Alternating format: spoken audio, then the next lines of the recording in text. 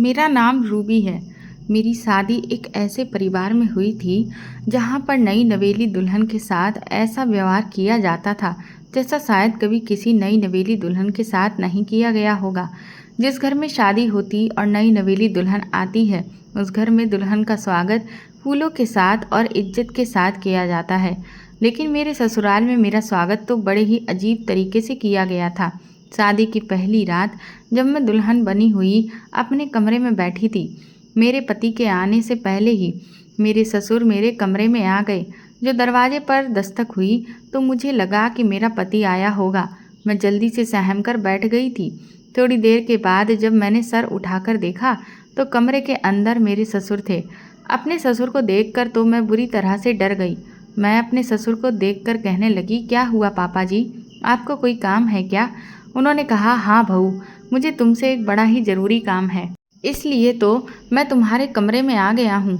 एक बड़ा ही ज़रूरी काम है, इसीलिए मेरे साथ चलो। मुझे लगा कि शायद मेरे ससुर को मुझसे ही कोई ज़रूरी काम है, इसलिए वो मुझे अपने साथ लेकर जा रहे हैं। उन्होंने मुझे अपने साथ चलने को कहा तो मैं उनके पीछे पीछे चलने लगी, लेकिन मैं हैरान रह गई थी जब वो मुझे एक भैंसों के तबेले में लेकर चले गए।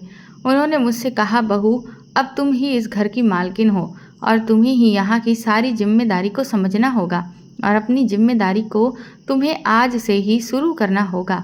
मैं तो बड़ी हैरान थी अपने ससुर की बात सुनकर और बड़े गौर से फटी फटी आंखों से चारों तरफ खड़ी हुई भैंसों को देख रही थी। मेरे ससुर कहने लगे, बहू, ये जगह साफ करके तुम अपने कमरे में चली जाना। ये सब कुछ देख करके तो मुझे रोना आ गया था।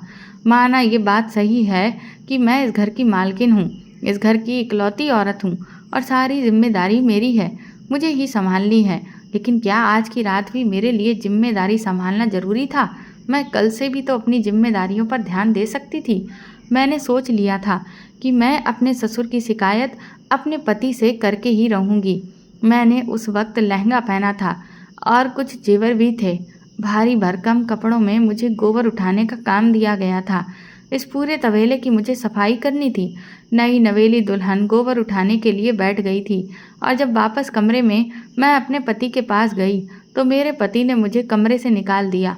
वो कहने लगे कि तुमसे तो बड़ी बदबू आ रही है। अब हर रोज़ ऐसा ही होता रहता है। मेरा पति जब भी मेरे करीब आता तो मेरे ससुर मुझे किसी न किसी बहाने से बुला लिया करते थे और जब मैं वापस अपने कमरे में अपने पति के पास आती तो मेरा पति मेरे करीब बैठते ही कहने लगता कि तुम्हारे अंदर से तो बहुत बदबू आती है। मेरे पति का बिहेवियर दिन ब दिन मेरे साथ चिड़चिड़ा रहने लगा था। मेरे एक जेठ और जेठानी भी थे जो कि शहर में रहते थे। उन्हें जब हमारी शादी के बारे में पता चला तो मेरी जेठानी मुझसे मिलने के लिए आ गई थी। हालांकि वो हमारी शादी में शामिल नहीं हो सकती थी। मेरी जेठानी ने एक रात मुझे कहा कि मुझे अपने कपड़े दे दो। मैंने उन्हें अपने कपड़े दिए और उन्होंने मुझसे कहा, अब तुम आराम से अपने पति के पास जाओ।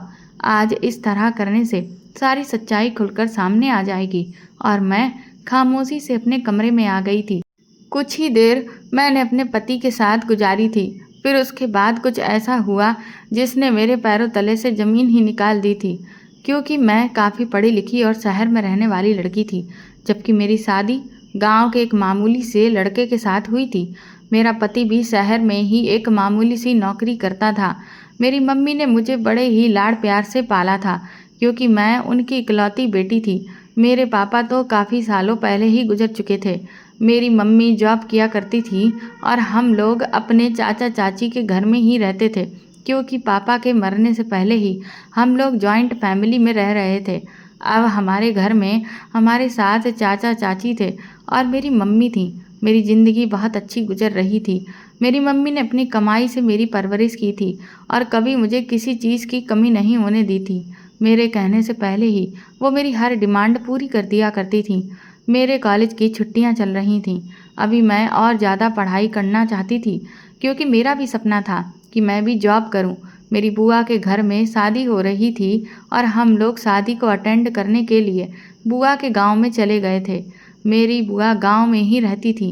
बुआ का घर हमारे घर से काफ़ी दूर था, इसलिए हम लोग 4-5 दिन के लिए बुआ के घर पर गए थे। लेकिन मुझे नहीं पता था कि ये चंद दिन मेरी ज़िंदगी को पूरी तरह से बदल कर रख देंगे। हम लोगों ने बुआ के घर शादी में जाकर खूब एंजॉय किया था, क्योंकि मैं पहली बार गांव आई थी। बुआ ही हमारे घर आया जाया करती थीं। हम लोग उनके यहाँ फंक्शन में एक साथ बैठकर खाना खा रहे थे कि तभी एक आदमी और एक लड़का हमारे पास आकर खड़े हो गए। उन्होंने हम सब लोगों से इंट्रोडक्शन दिया। वह आदमी उस लड़के का बाप था। उन्होंने मेरी मम्मी से कहा कि आपकी बेटी बड़ी ही प्यारी और संस्कारी है। मुझे आपकी बेटी बहुत पसंद आई है। ये है मेरा बेटा अंकित। ये शहर में बड़ी सी कंपनी में नौकरी करता है। मुझे तो समझ नहीं आ रहा था कि वो अपना इतना लंबा चौड़ा इंट्रोडक्शन क्यों दे रहे थे, लेकिन फिर जो बात उन्होंने कही उसे सुनकर तो मेरे होश ही उड़ गए थे। उन्होंने मेरी फैमिली से कहा कि मुझे आपकी बेटी का रिश्ता चाहिए, अपने बेटे अंकित के लिए। अंकित मेरा छोटा बेटा है, जबकि बड़ा बेटा और बहू शहर में ही रहते हैं, और मुझे इसके लिए ऐसी ही संस्कारी और सुशील लड़की की तलाश थी। उनकी इतनी सी बात सुनकर मेरी मम्मी ने मेरे चाचा चाची की तरफ बिना देखे ही उनसे मेरे रिश्ते की बात पक्की कर ली। मेरी मम्मी ने कहा, मुझे ये रिश्ता मंजूर है। ये सब सुनकर तो मैं हैरान ही रह गई थी। मुझे अपनी मम्मी से इतनी जल्दबाजी करने की उम्मीद बिल्कुल भी नहीं थी, क्योंकि मेरी मम्मी तो इससे पहले भी इतने अच्छे अच्छे रिश्तों को ये कहकर ठुकरा चुकी थी कि मेरी बेटी अभी पढ़ रही है। जब तक कि वो पढ़ लिख कर अपने पैरों पर खड़ी नहीं हो जाती, तब तक मैं अपनी बेटी की शादी नहीं करना चाहती। वह आदमी कहने लगा, तो फिर हम अभी इस रिश्ते को पक्का कर देते हैं और अभी इंगेजमेंट कर देते हैं। मेरी मम्मी कहने लगी कि जी, मुझे कोई एतराज़ नहीं है। मेरी मम्मी ने फ़ौरन इंगेजमेंट के लिए हाँ कर दी। ये भी नहीं सोचा कि हम लोग तो बुआ के घर शादी में आए हुए हैं। उन्हें तो इतना भी सब्र नहीं हुआ कि घर जाकर भी तो ये काम हो सकते थे। उस आदमी ने फ़ौरन ही अपनी जेब से अंगूठी निकाली और अपने बेटे से कहा कि बहू के हाथ में अंगूठी पहना दो। मेरी मम्मी मुझे इशारा करने लगी कि मैं अपना हाथ आगे बढ़ाऊं। मेरी तो सांस वहीं की वहीं अटक कर रह गई थी, लेकिन अपनी मम्मी के ज़्यादा जिद करने पर मैंने अपना हाथ बढ़ा दिया और उस लड़के ने मुझे अंगूठी पहना दी। वो मुझे देखकर काफ़ी शर्मा रहा था, लेकिन मुझे तो शर्म की बजाय हैरत हो रही थी कि ये सब कुछ इतनी जल्दी जल्दी क्यों और कैसे हो गया है। मेरी मम्मी ने उनसे कहा कि आप मुझे अपना कॉन्टैक्ट नंबर दे दीजिए, ये शादी मैं बहुत ही जल्द करना चाहती हूँ। उस आदमी ने जल्दी से अपना नंबर बता दिया था। मेरी नज़र उस लड़के पर पड़ी जिससे मेरी इंगेजमेंट हो चुकी थी। वो मुस्कुराकर मुझे देख रहा था। मुझे भी वो अच्छा लगा था। वो काफ़ी स्मार्ट था और उसके चेहरे से साफ जाहिर हो रहा था कि वो पढ़ा लिखा और उसकी पर्सनैलिटी भी अच्छी थी। लेकिन फिर भी ये इंगेजमेंट और शादी इतनी अचानक, ये सब कुछ मुझे समझ नहीं आ रहा था।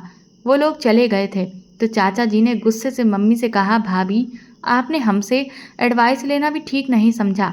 भाभी, मुझे तो हैरानी इस बात की हो रही है कि आप बिना जान पहचान के ही राह चलते किसी भी इंसान को अपनी बेटी का रिश्ता कैसे दे सकती हैं। आपने उन लोगों के बारे में कोई इंक्वायरी भी नहीं निकाली, और हम लोग तो इन लोगों को जानते भी नहीं हैं। कहाँ हम शहर के लोग और कहाँ ये गांव के लोग, जिनसे हमारा दूर दूर तक कोई वास्ता तक नहीं है। क्या पता ये लोग कैसे हैं, ये आदमी कौन है और उनका बेटा ना जाने कैसा है। मेरे चाचा जी को मम्मी पर बहुत गुस्सा आ रहा था। मेरे चाचा ने कहा, रूबी मेरी भी बेटी है और इसका अच्छा बुरा मैं भी खूब जानता हूँ। भैया के मरने के बाद मेरी जिम्मेदारी है। मेरी मम्मी ने चाचा जी से कहा, हाँ, लेकिन मैं भी अपनी बेटी का भला ही चाहती हूँ, तभी तो ये रिश्ता कर दिया है। मैं इन लोगों को जानती हूँ और तुम्हें परेशान होने की ज़रूरत नहीं है। मेरी बेटी यहाँ खुश रहेगी। इस बात पर काफ़ी देर तक चाचा जी और मम्मी में बातें होती रहीं। हम शादी पूरी होने के बाद अपने घर वापस आ गए थे। घर में सबका ही बिहेवियर ख़राब हो रहा था। सबसे ज़्यादा गुस्सा तो मुझे आ रहा था कि मम्मी ने मेरे साथ ये क्या कर दिया है। एक तो बिना इजाज़त के मेरा रिश्ता कर दिया।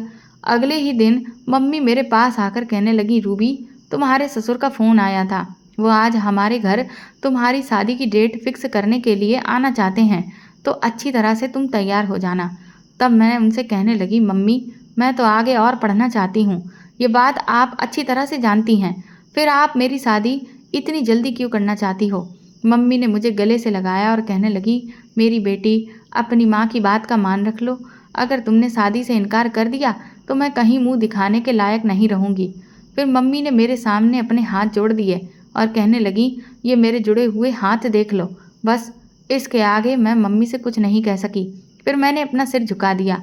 वो मुझे आशीर्वाद देकर चली गई थीं। शाम के टाइम पर वही आदमी और उसका बेटा हमारे घर पर आ चुके थे। मेरी शादी की डेट अगले महीने की फिक्स हो गई।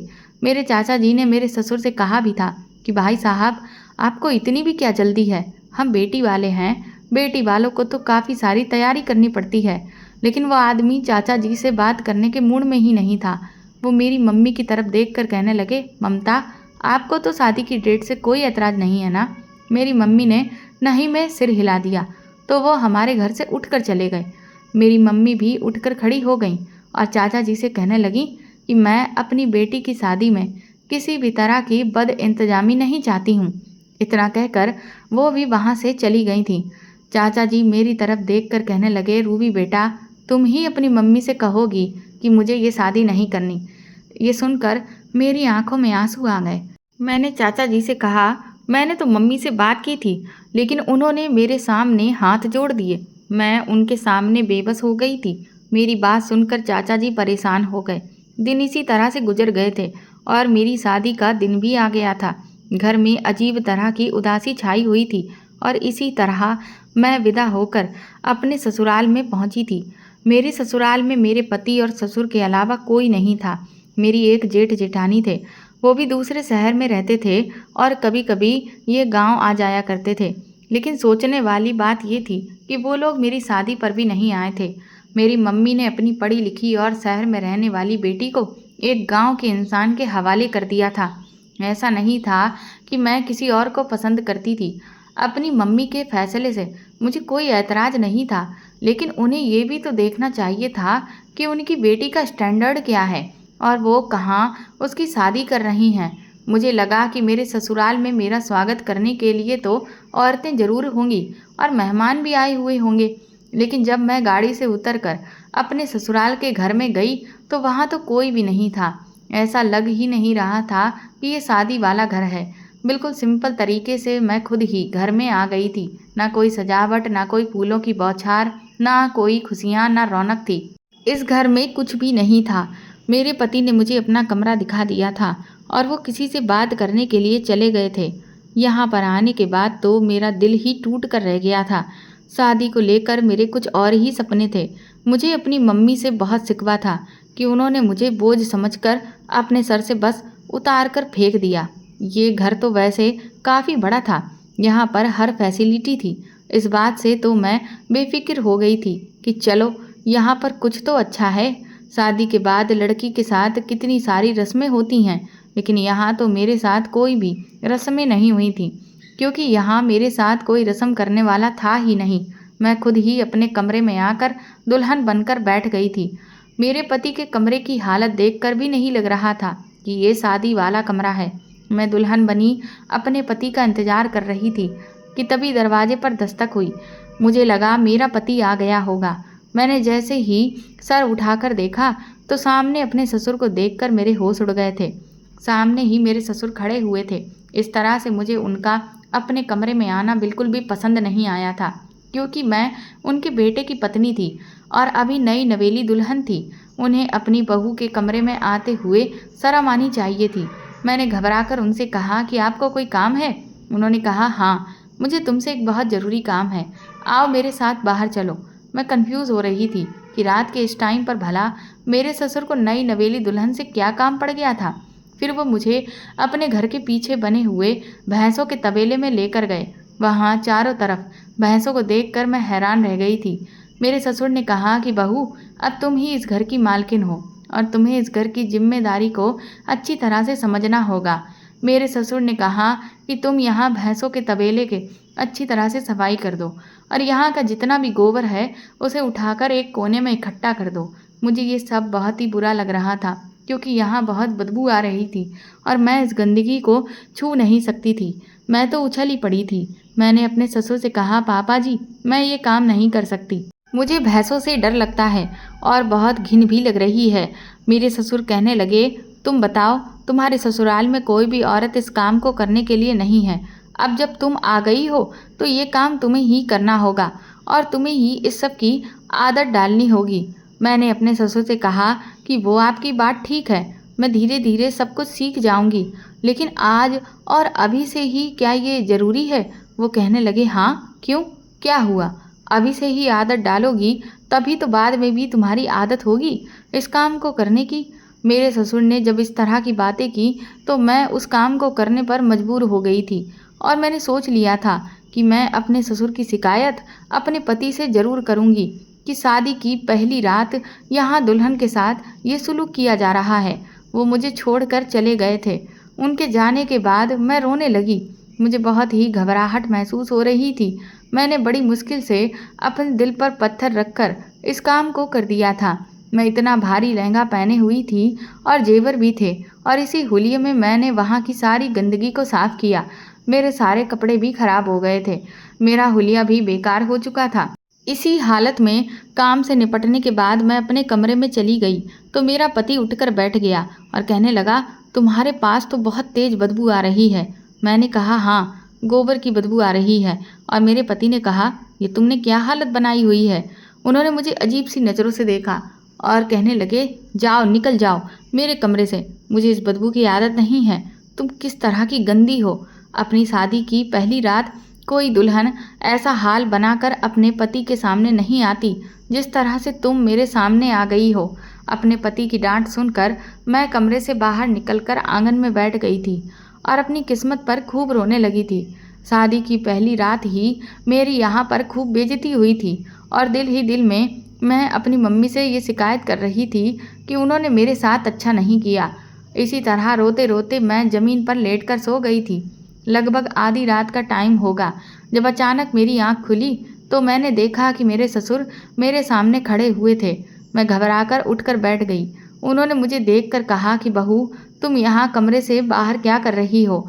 मैंने कहा, अंकित कह रहे थे कि तुम्हारे अंदर से बहुत बदबू आ रही है, इसलिए कमरे से बाहर निकल जाओ। मेरे ससुर का चेहरा अफसोस में बदल गया था। उन्होंने कहा कि मुझे अपने बेटे से इस चीज़ की उम्मीद बिल्कुल भी नहीं थी।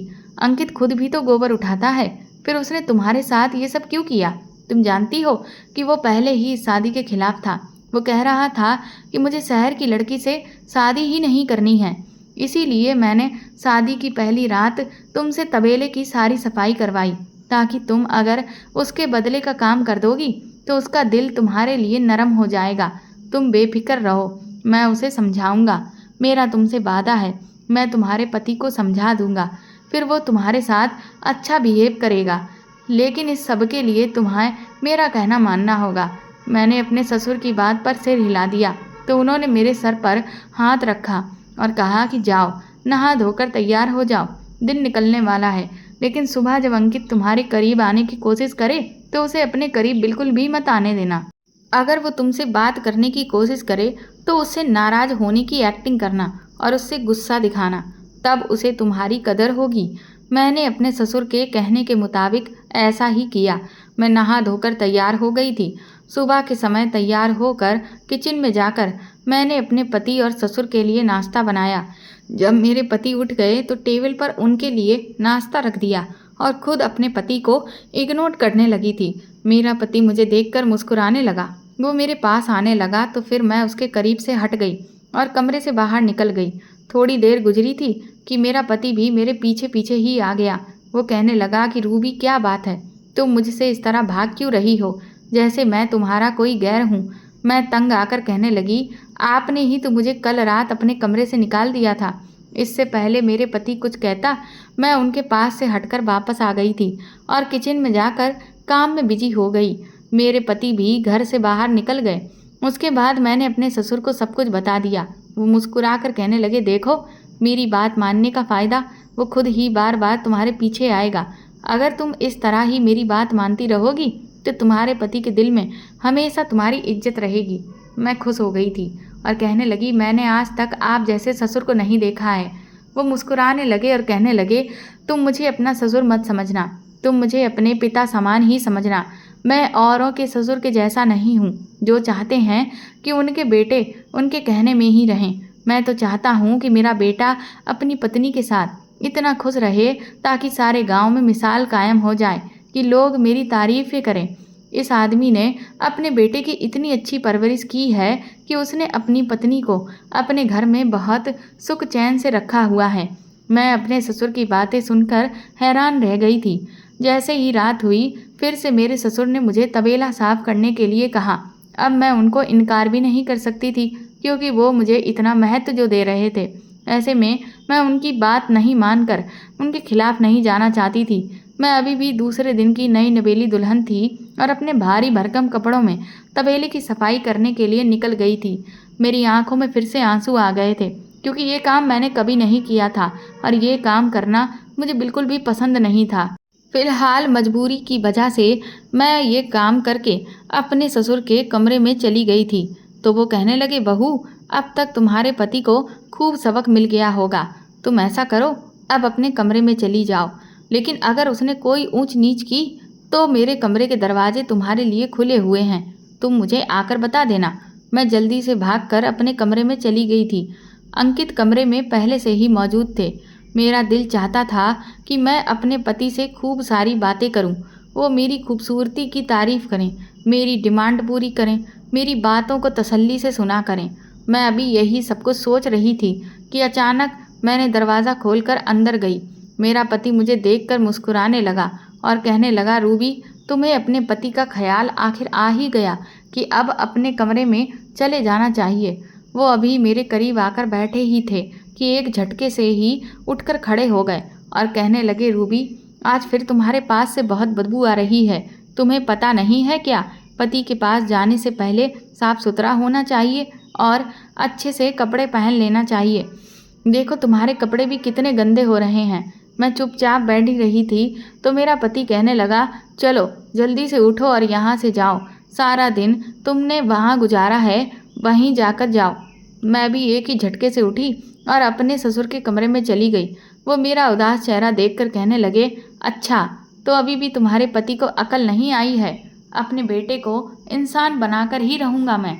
तुम मेरे कमरे में सो जाओ, मैं छत पर जाकर सो जाऊँगा। मेरे ससुर सोने के लिए अपना तकिया और चादर लेकर छत पर चले गए थे और मैं उनके कमरे में बिस्तर पर लेट गई थी। मेरी आंखों से आंसू बहने लगे थे।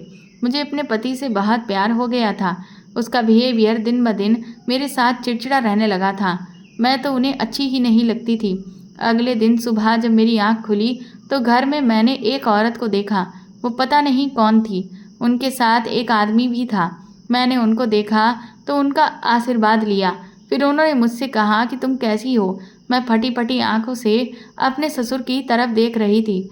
उन्होंने मुझे बताया कि ये तुम्हारे जेठ और जेठानी हैं जो शहर में रहते हैं। मैं उन दोनों की तरफ बड़ी ही हैरानी से देखकर मेरे ससुर कहने लगे, शादी बहुत इमरजेंसी में हुई थी, इसीलिए मेरे बेटे को ऑफिस से छुट्टी नहीं मिल सकी और ये दोनों तुम्हारी शादी पर नहीं आ सके, इसीलिए अब तुमसे मिलने के लिए आए हैं। मैं बड़ी हैरानी से अपने ससुर की तरफ देख रही थी और कहा कि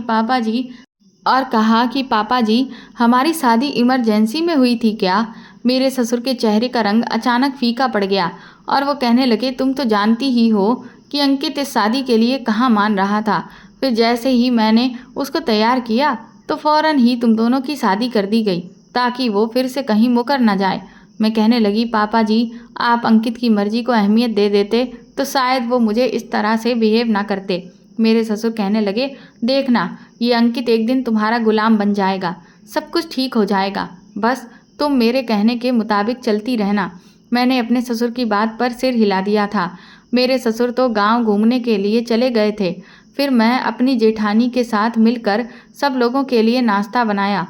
मेरा पति जब मुझसे बात करने की कोशिश करता तो मेरे ससुर कह देते थे कि अपने पति से प्यार से बात मत करना, और अगर मैं अपने पति को इग्नोर करती तो वो मुझे और ज़्यादा नाराज़ हो जाते। मेरी तो कुछ समझ नहीं आ रहा था कि मैं क्या करूं। मैं आज भी अपने पति को इग्नोर किया था। पहले तो वो मुझे बुलाते रहे, लेकिन जब मैं उनकी बात नहीं सुनी तो वो गुस्से में आ गए और मुझसे कहने लगे कि अगर तुम ये शादी नहीं करना चाहती थी तो तुम इनकार कर देती। लेकिन एक बात याद रखो, ये सब ज़्यादा दिन तक मैं बर्दाश्त नहीं करूँगा। मैं तुम्हें डाइवोर्स देकर इस घर से निकाल दूंगा। अपने पति की बात सुनकर मैं फूट फूट कर रोने लगी थी। तभी मेरे ससुर ने मेरे पति को आवाज़ लगा दी और वो अपने पिता की बात सुनने के लिए चले गए। मैं भी थोड़ी देर के बाद बाहर चली गई थी। मेरे ससुर ने कहा कि बहू, घर के कामों पर ध्यान दिया करो, अंकित खुद ही ठीक हो जाएगा। तुम जाकर तबेला साफ करके आओ। मेरी जेठानी बहुत अच्छी थी। जब उन्होंने मेरे ससुर से ये बात कहते हुए सुना कि मुझे तबेला साफ करना है तो वो हैरान रह गई थी। वो कहने लगी, रूबी, ये सब कुछ तुम क्या कर रही हो? क्या तुम तबेले की सफाई करती हो? मैंने कहा, जी भाभी, मैं हर शाम को ही तबेले की सफाई करती हूँ। उन्होंने मेरी बात सुनकर बड़ी अजीब सी नज़रों से मुझे देखा था, लेकिन उन्होंने कुछ भी नहीं कहा था। उसके बाद मैं अपने कमरे में चली गई। अंकित जब कमरे में आए तो उन्होंने अपने मुंह पर हाथ रख लिया और कहने लगे, तुम कभी नहीं सुधरोगी। मुझे नहीं पता था कि तुम ऐसी हो, वरना मैं तुमसे कभी भी शादी नहीं करता। साफ सफाई का तो तुम्हारे अंदर नाम तक नहीं है। अगर तुम्हें मेरे साथ रहना ही नहीं था तो तुम अपने पेरेंट्स से शादी के लिए मना कर देती। मुझे तो लगता है कि तुम्हारा किसी के साथ चक्कर चल रहा है। बताओ, किसके साथ शहर में तुमने इश्कबाजी की है जिसके लिए तुम मेरे साथ ये सब कुछ कर रही हो? अपने पति की बात सुनकर मेरी आंखों में आंसू आ गए थे। मैं कहने लगी, आप अपनी पत्नी पर इल्ज़ाम लगा रहे हो, आपको शर्म आनी चाहिए। इतना कहकर मैं उठकर फौरन अपने ससुर के कमरे में चली गई थी। वहाँ पर मैंने अपने जेठ जेठानी को भी बैठे हुए देखा। मेरी जेठानी मुझे देखकर कहने लगी, रूबी, इस टाइम तो तुम्हें अपने पति के कमरे में होना चाहिए, तुम यहाँ क्या कर रही हो? मैं अपनी जेठानी की तरफ देखकर कहा, आपके देवर ने मुझे कमरे से निकाल दिया है। वो खामोश हो गई और फिर मैं गुस्सा होकर छत पर चली गई थी। मेरे पीछे पीछे जेठानी भी छत पर ही आ गई थी। तो फिर उन्होंने मुझे इस सब की वजह पूछी और बहुत ही तसल्ली से मुझसे बात की थी। उन्होंने मुझे कहा, बताओ, तुम्हारा क्या अंकित के साथ कोई झगड़ा हुआ है? मैं उनकी ये बात सुनकर रोने लगी और उनको बताया कि भाभी, शादी की पहली रात ही अंकित मुझे अपने कमरे से बाहर निकाल देते हैं। वो कहने लगी, ऐसी क्या वजह होती है जिसकी वजह से वो तुम्हें कमरे से निकाल देता है? मैं उनके सामने शर्मिंदा हो गई थी और कहने लगी, अंकित कहते हैं कि तुम्हारे अंदर से बहुत बुरी बदबू आती है। मेरी जेठानी कहने लगी, वो सच ही तो कहता है। सच में तुम्हारे अंदर से बहुत बुरी बदबू आती है। क्या तुम्हें वो बदबू महसूस नहीं होती है? मैंने कहा, मुझे भी ये बदबू अच्छी नहीं लगती, मगर मैं क्या करूं? पापा जी ने मुझसे कह रखा है कि मैं शाम के टाइम अपने कमरे में जाने से पहले तबेले को अच्छी तरह से साफ कर दिया करूं, नहीं तो फिर अंकित मुझसे नाराज़ हो जाएंगे। मेरी जेठानी ने कहा कि तुम फिक्र मत करो, सब कुछ ठीक हो जाएगा, मैं तुम्हारा साथ दूंगी। इसी तरह जैसे ही शाम हुई तो मेरी जेठानी कहने लगी, तुम मुझे अपनी कोई साड़ी ला कर दे दो। फिर वो कहने लगी, अब तुम अपने कमरे में चली जाओ, पापा जी को ऐसा ही लगेगा कि तुम ही तबेले को साफ कर रही हो। मैं बहुत खुश हुई थी कि मेरी जेठानी ने मेरा कितना साथ दिया है।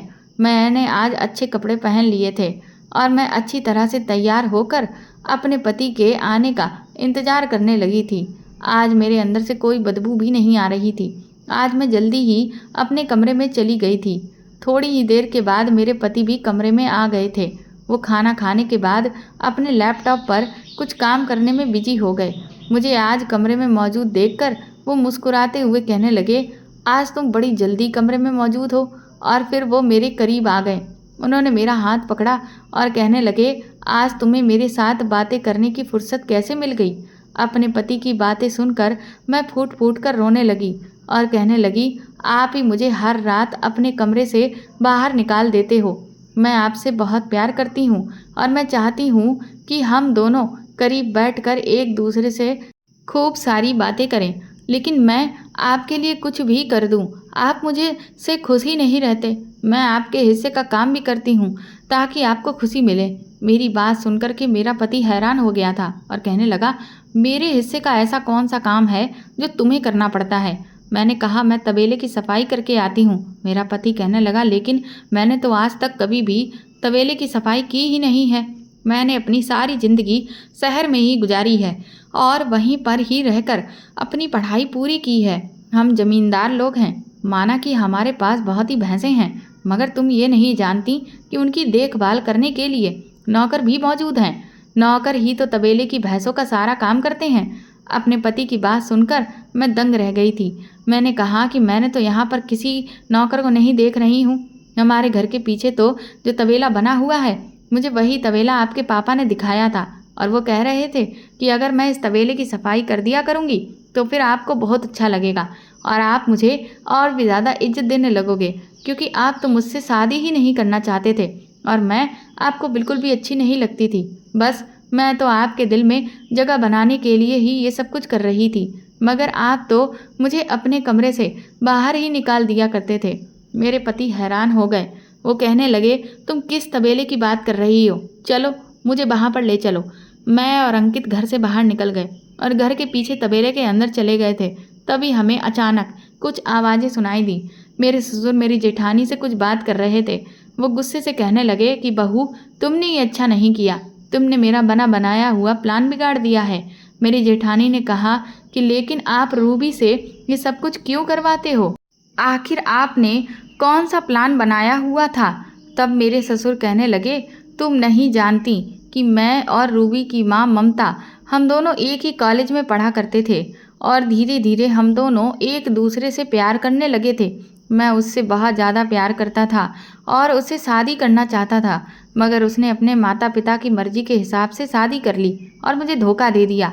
मुझे बिना बताए ही वो मुझे छोड़ गई। अगर वो मुझे बता देती तो मैं कुछ भी करके उससे शादी कर लेता, भले ही उसे भगा कर करता, लेकिन शायद उसे मुझसे भी अच्छा कोई मिल गया था, इसीलिए उसने खामोशी से मुझे बिना बताए ही शादी कर ली। सारी ज़िंदगी मैं उसकी याद में तड़पता रहा। फिर मेरी भी शादी हो गई। ममता की बेवफाई ने मुझे अंदर तक तोड़ कर रख दिया था। जब मेरी पत्नी शादी करके मेरे घर आई तो मैंने उसे वो वैल्यू नहीं दी जो एक पत्नी को देनी चाहिए थी, क्योंकि मैं तो ममता से ही प्यार करता था। इसी गम में बेचारी मेरी पत्नी इस दुनिया को छोड़कर चली गई। लेकिन मेरी पत्नी के मरने से पहले ही ममता का पति उसकी बेटी के पैदा होने के 1 साल बाद ही मर गया था। फिर मैंने सोच लिया था कि मैं ममता से बदला लेकर ही रहूँगा। उसके लिए जितना मैं परेशान हुआ हूँ, एक दिन मैं उसे भी परेशान करके रहूँगा। लेकिन इस बार जब मैं अपने ही गांव की शादी में ममता और उसकी बेटी को देखा तो मेरे दिमाग में प्लान आया और मैंने उससे बदला लेने का सोच लिया था। मुझे लगा कि वो मुझे भूल गई होगी, लेकिन जब उसने मुझे वहाँ शादी में देखा तो उसे भी मेरी याद आ गई थी। मैंने ममता से शादी में बात करने की कोशिश की थी और उसके हाल चाल मालूम किए तो उसने मुझे बताया कि वो उस जैसी विधवा को सिर्फ एक ही फिक्र लगी रहती है कि उसकी जवान बेटी की शादी हो जाए, क्योंकि ममता को टीबी जैसी बड़ी बीमारी है। उसने कहा कि मुझे हमेशा अपनी बेटी के फ्यूचर की फिक्र लगी रहती है। मैंने कहा कि मेरा बेटा बहुत अच्छा है, मैं उसे तुम्हारी बेटी की शादी करवा सकता हूँ और हमेशा उसे अपनी बेटी बनाकर ही रखूँगा। ममता मेरी बातों में आ गई। मैंने अंकित से कहा कि वो सामने जो लड़की खड़ी हुई है मुझे बहुत अच्छी लगी है, कहो तो मैं तुम्हारी इसके लिए शादी की बात करूं। अंकित को भी रूबी बहुत अच्छी लगी थी, इसीलिए हमने खड़े खड़े ही उसकी फैमिली से ये रिश्ता तय कर दिया। इस दौरान अंकित की बेकरारी देखने लायक थी।